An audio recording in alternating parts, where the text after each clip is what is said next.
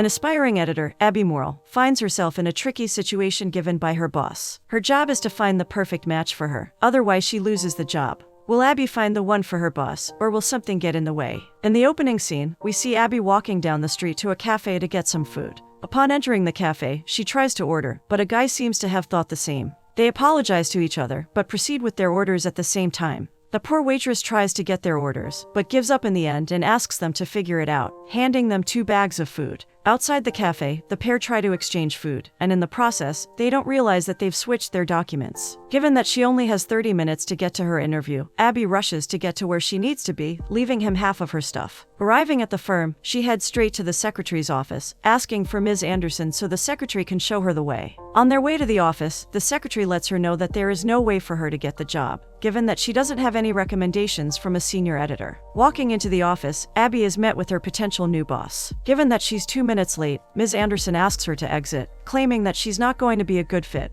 Abby proves her wrong, managing to get her attention by mentioning the real problems the publishing house is facing, even the ones with their author decks. However, everything comes crashing down once Anderson finds out that Abby doesn't have a recommendation by a senior editor. Accepting the fact that she doesn't have a chance, Abby leaves the office and heads home. Arriving at the apartment, she calls out to her roommate Jenine to grab some of the leftovers from her big order. Disappointed, she sits down, and her bestie reassures her that she is a great editor after all. Wanting to take her mind off the stress, her roommate invites her to a night out, mentioning that some of her colleagues will be there. Abby thanks her for the offer but declines, claiming that she doesn't have time for love. As she heads into her room to grab her documents, she realizes that she doesn't have her papers. A script for a book sits in her hands, with the name Greg as the author, so she immediately assumes that it's the guy from the cafe.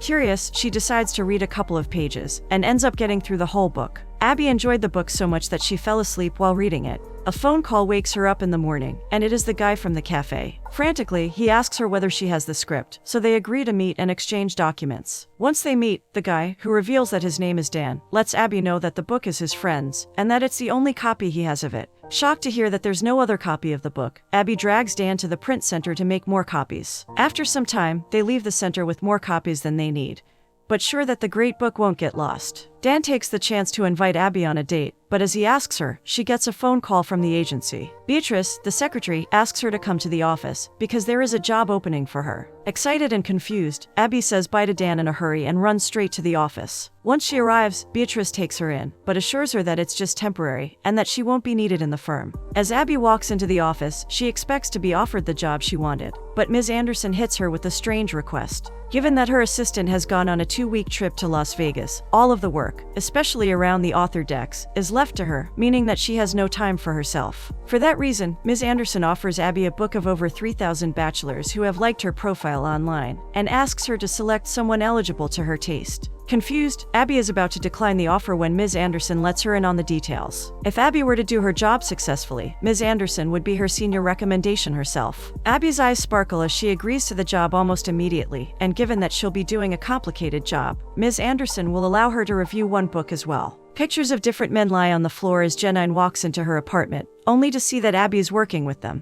Confused, she asks what Abby's on about, and Abby explains that she has a new job. Explaining the situation to Jenine, Abby complains about there being more than 3,000 profiles she has to go through. Given that Jenine is a programmer, a brilliant idea comes to her mind as she offers to help. On the other side of town, Dan decides to help Greg as well. Concerned, Greg waits at the table, but luckily for him, Dan arrives with many copies of his work. At ease, Greg requests some feedback on his work, and Dan lets him know that the book is amazing. Standing up from his chair, Greg excitedly yells out that Dexter Hayes loves his book, revealing that Dan is actually a famous writer. Trying to stay incognito, Dan pulls him down and asks him not to be so loud, so Greg apologizes for letting his excitement get the best of him. Back at the apartment, Jenine shows the program she's made that eliminates all the men that are not to Ms. Anderson's criteria. While there are a lot of eligible bachelors, Jenine warns Abby about the flaws of online dating. Turns out that some of the men are either catfishing or being dishonest about their relationship statuses. After a couple of hours of hard work, the roommates come down to just 6 eligible guys for the boss. Abby seems to be disappointed that just 6 out of the 3,000 are good enough for Ms. Anderson, but Jenine assures her that it's hard to find a match nowadays. Looking at the list in front of her, Abby asks Jenine whether she has a list of preferences, and surprisingly, she does. Among many others, Jenine wants her boyfriend to be taller than her, even in heels, and most surprisingly, to have an understanding of a well-organized medical cabinet.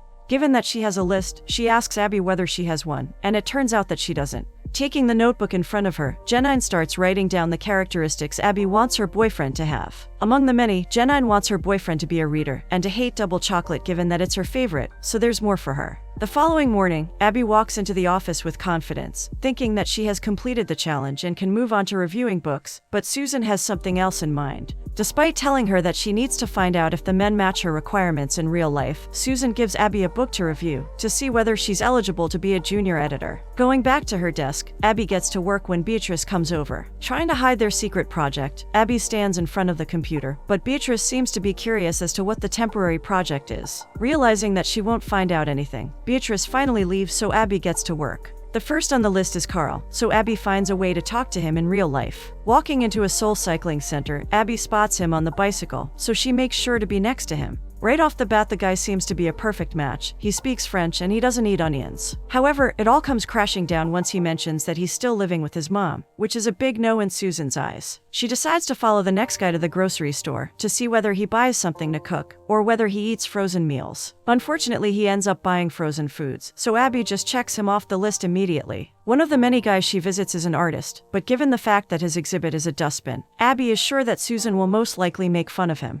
The following morning, Susan comes by Abby's desk to let her know that all of the books are not good enough to be published, and to ask about the special assignment. Beatrice appears all of a sudden, offering to help with the special assignment, but Susan just sends her back to her desk. The head director of the publishing house comes, and Susan reminds Abby that their special assignment is very confidential. Susan, with the head director, sits down with Dexter's assistant to complain about Dexter being late with his book. Given that he's 2 years late, the director lets the assistant know that Dexter has a week to submit at least a chapter, or they will be asking for the advance back. The assistant, visibly shaken, sits down with Dexter almost immediately. Dexter doesn't seem to be fazed, and he admits that his book is finished, but claims that something is missing. Searching up Greg's book online, Abby gets the most brilliant idea, so she decides to meet up with Dan. She asks him to give her Greg's information so he can pitch his book to her boss, given that it's been rejected by every publishing house. Dan agrees to do so, but only if he were to help them in the process. Knowing that there's no other way, Abby agrees, and they shake on it. Their drinks are brought to the table, and once Dan removes his onion and reveals that he hates them, Abby gets another brilliant idea. Thinking that he would be a possible match for Susan, she asks him the crucial questions, and he turns out to fit all the boxes. The following morning, Abby shows the book review to Susan, and given how well she is doing at her job, Susan decides to introduce her to the team.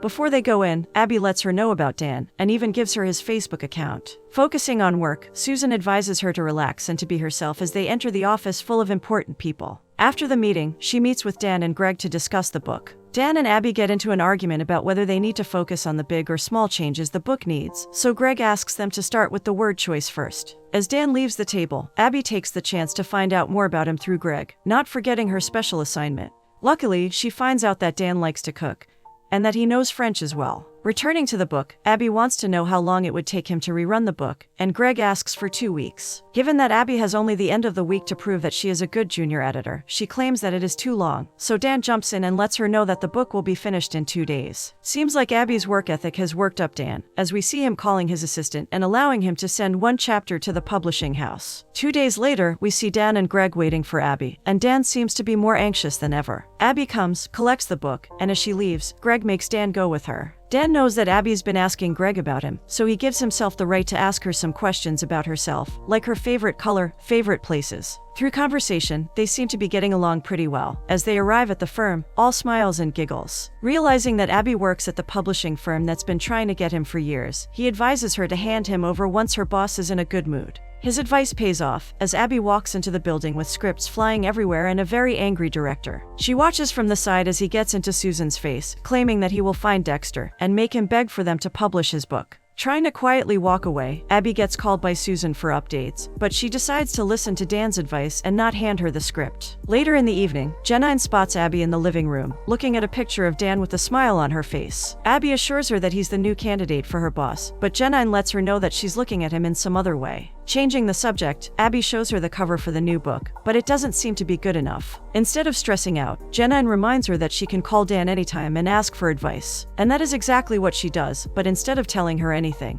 he takes her to his favorite library for them to further analyze some books. As they look through different books, Dan takes the chance to ask her what she thinks about Dexter Hayes. She thinks that his work is poetic, but the secondary characters lack depth, and he gets defensive about it, forgetting the fact that she doesn't know that it is really him. As they get to the book displays, she fixes up some of the books, claiming that she loves book signings. The author Dexter is not known to the public, as Dan doesn't believe that there should be anyone more important than the book itself. Abby continues to talk about how special signed books are, given that they're held by the author, but Dan seems to get lost in her eyes, falling more and more in love as the seconds pass. As their adventure comes to an end, they arrive at Abby's house. Looking into each other's eyes, the intensity can be felt as Dan leans in for a kiss, only for her to reject him and run into the house. Once she enters, she stands dumbfounded, as she doesn't know what to do. Janine teases her about being on a date, and even admits to spying on them through the window. However, Abby assures her that she's handing him over to Susan on Monday, so there's no need for her to make up scenarios. The following morning, Abby and Susan make up a plan for her to meet Dan, and given that she's in a good mood, Abby decides to finally hand her Greg's book. Dan is surprised to see his assistant at his house, but his assistant lets him know that the situation is serious, and that the head director is on a hunt for his identity. The only solution would be to find someone to give a second opinion and beat the head director to it, so Dan decides to ask Abby. As he's gathering the strength to call her over, she beats him to it, inviting him to dinner with her boss and Greg.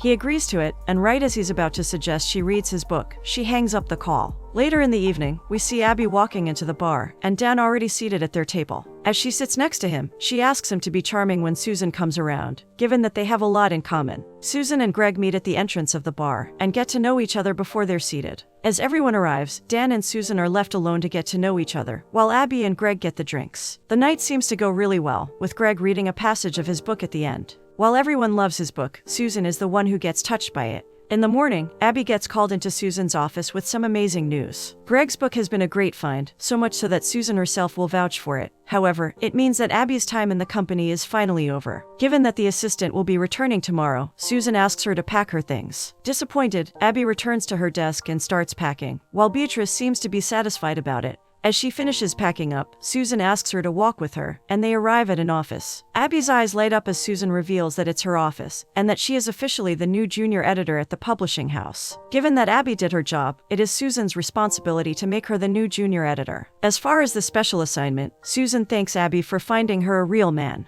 To pay her back, she has already organized a double date at a bar, and Abby doesn't have a chance to say no. In the evening, we see Susan and Abby entering the bar, but they can't seem to find Dan and Greg anywhere. Susan becomes doubtful, thinking that he must have changed his mind.